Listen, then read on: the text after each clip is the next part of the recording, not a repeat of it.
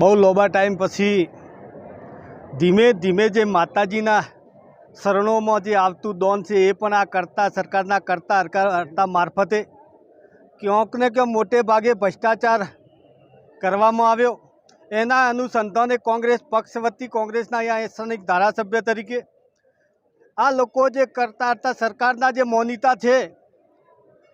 આટલા દિવસ લોકોને જનતાને આ લોકોએ નથી છોડી, સાથે સાથે આ વખતે માતાજીના પણ શરણોમાં જે દોન આવે છે એને પણ છોડ્યું નથી। ભાજપના કરતા હતા સરકારી અધિકારીઓ એટલું કોઈ જગ્યા પણ આવું નથી થતું। એવા સંજોગમાં આ વિસ્તારની અંદર ગુજરાતની અંદર કોઈ જગ્યા આવા મોટા ખર્ચા નથી પડતા, પણ માતાજીના જે પૈસા આવે છે એ પૈસામાંથી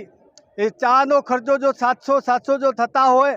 અને જમવા માટે લોકોના 1700 રૂપિયા થતા હોય, આ ચોખ્ખો ભ્રષ્ટાચાર કહેવાય છે। એના વિરોધમાં સ્થાનિક ધારાસભ્ય તરીકે અમારા કોંગ્રેસ પક્ષના સર્વે સાથે રહીને આ ખોટો ઉપયોગ કર્યો છે, ખોટો ભ્રષ્ટાચાર કર્યો છે, એના વિરોધમાં અમે આજે આવેદનપત્ર આપ્યું છે ને માતાજીના આ રીતે કોઈ પણ જગ્યાએ આવા ભ્રષ્ટાચાર ખોટો ખર્ચો ના થાય એના માટે અમે ઉજાગર કરવા માટે આજે આવેદનપત્ર આપવામાં આવ્યું છે। સર, તમે સ્થાનિક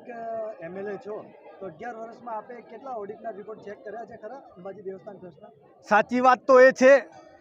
કે હું પોતે એટલો બધો રિપોર્ટ તપાસ ના કરી શકું, પણ મેં જગ જાહેર અહીંયા જ્યારે હું અહીંયા આવું છું હું પોતે જ માફી માતાજીભાઈ માગતો હું છું કે અહીંયા આવું છું તો કપ ચા અથવા તો માતાજીની પ્રસાદ, એના સિવાય હું કોઈ અપેક્ષા રાખતો નથી। અને અહીંયા જે માતાજીના શરણોમાં જે છે કરતા હરતા છે તે ખોટું કરશે તો માતાજી એનો હિસાબ લેશે। હું આટલો મોટો હિસાબ ના લઈ શકું, પણ માતાજી છોડશે નહીં એટલું કહી અને એમને મેં જાહેરમાં કીધું છે માતાજીના હિસાબ જે કરો છો એ ખોટો ના કરતા, જે હોય તે સાચું કરવાનું, બાકી માતાજી છોડશે નહીં।